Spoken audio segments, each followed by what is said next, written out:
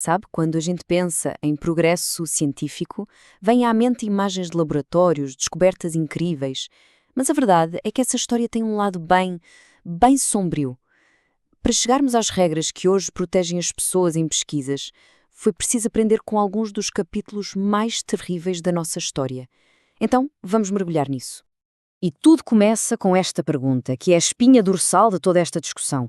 Quando é que a busca pelo conhecimento vai longe demais? É uma pergunta pesada, não é?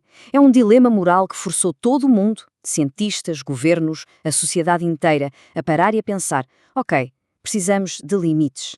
Limites para proteger o que é mais básico, a dignidade humana. Porque, olha, houve um tempo em que a ambição científica era uma espécie de terra de ninguém.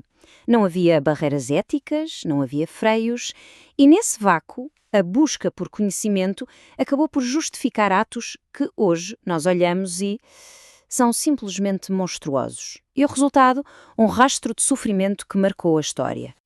E é impossível falar disto sem chegar ao extremo do horror. Nos campos de concentração nazis, médicos como Josef Mengele, o tal anjo da morte, fizeram coisas inimagináveis. Realizaram experiências sádicas, especialmente com gêmeos, com prisioneiros, tratando seres humanos como se fossem objetos, cobaias, sem a menor consideração pela vida, pela dor, por nada. E seria um erro pensar que isto se restringiu à Alemanha nazi. Não, não. Nos Estados Unidos aconteceu algo inacreditável. O estudo de sífilis de Tuskegee. Durante 40 anos, 40, centenas de homens negros com sífilis foram enganados, foram deliberadamente deixados sem tratamento, mesmo depois de já existir a penicilina. Os pesquisadores diziam que estavam a cuidar deles, mas era mentira.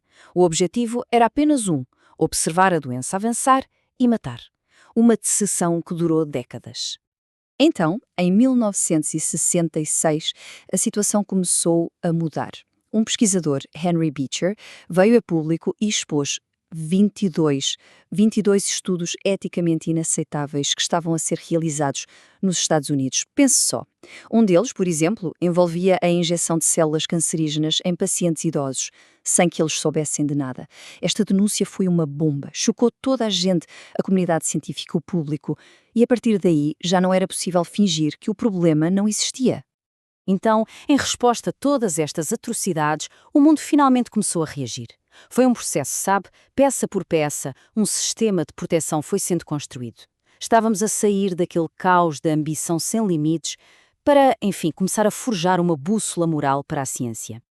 E essa construção levou décadas, não foi da noite para o dia. Veja só esta linha do tempo. As atrocidades da Segunda Guerra levaram diretamente ao Código de Nuremberg, em 1947. Foi o primeiro grande marco, o primeiro conjunto de princípios éticos. Anos depois, em 64, veio a Declaração de Helsínquia, que aprimorou estas ideias. E, finalmente, o escândalo de Tuskegee foi a gota d'água que levou ao relatório Belmont, em 79, que é basicamente a base de tudo o que hoje chamamos de bioética. E de tudo isto, o ponto central do Código de Nuremberg, o mais revolucionário talvez, foi este: o consentimento informado. A ideia de que o consentimento voluntário da pessoa é absolutamente essencial, inegociável. Ninguém pode ser usado numa pesquisa sem querer, sem saber, sem entender completamente o que está a acontecer. Isto, minha gente, mudou o jogo. O poder saiu das mãos apenas do pesquisador e passou a ser também do participante. Mas não parou por aí. A Declaração de Helsínquia veio e adicionou outra camada de proteção que é fundamental. A partir dela, já não bastava o pesquisador achar que o seu projeto era ético. Foi criado um requisito novo: a revisão independente. Ou seja, todo o projeto de pesquisa, antes de começar, tinha de ser analisado e aprovado por um comitê de ética totalmente independente. Um segundo olhar, um filtro. Ok, e então já tínhamos regras, tínhamos comitês, mas mesmo assim os dilemas foram ficando cada vez mais complexos. Uma simples lista de pode e não pode já não era suficiente, era preciso mais, era preciso uma nova forma de pensar sobre estas questões. E foi daí que nasceu a bioética. E é super importante entender a diferença entre moral e ética aqui. Pensa assim, a moral é meio que um conjunto de regras que recebemos prontas, tipo, não faças isto. A ética é o processo de reflexão, é a filosofia por trás. Ela não diz apenas não faças, ela pergunta porquê? E nesta situação específica, como decidimos o que é o certo a fazer? Não é um manual de instruções, é mais como uma estrutura, uma forma de pensar para tomar decisões difíceis. E essa reflexão baseia-se em alguns princípios fundamentais. O primeiro deles, autonomia, que nada mais é do que o respeito pelas pessoas. A ideia de que cada indivíduo deve ser tratado como um agente autónomo, dono das suas próprias decisões. Na prática da pesquisa, isto traduz-se diretamente naquilo que já falámos, o consentimento informado. É garantir que a pessoa está ali porque quer, de forma livre e consciente. O segundo princípio é a beneficência, que, traduzindo, é a obrigação de fazer o bem. Uma pesquisa não pode ser feita apenas por curiosidade. Precisa de ter um propósito maior, um potencial de trazer benefícios reais, seja para quem participa diretamente, seja para a sociedade como um todo. Tem de valer a pena. A seguir vem o terceiro princípio, que é o outro lado da moeda, a não maleficência. É o famoso primeiro não causar dano. Se a beneficência é sobre maximizar os benefícios, a não maleficência é sobre minimizar os riscos e os danos. Qualquer risco que exista tem de ser o menor possível e tem de ser muito bem justificado pelos benefícios que a pesquisa pode trazer. E por fim, o quarto princípio, justiça. Lembra-se do estudo de Tuskegee?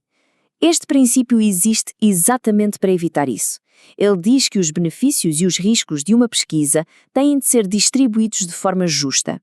Não se pode jogar o fardo da pesquisa sobre grupos vulneráveis, os mais pobres, os marginalizados, enquanto os benefícios ficam apenas para os privilegiados.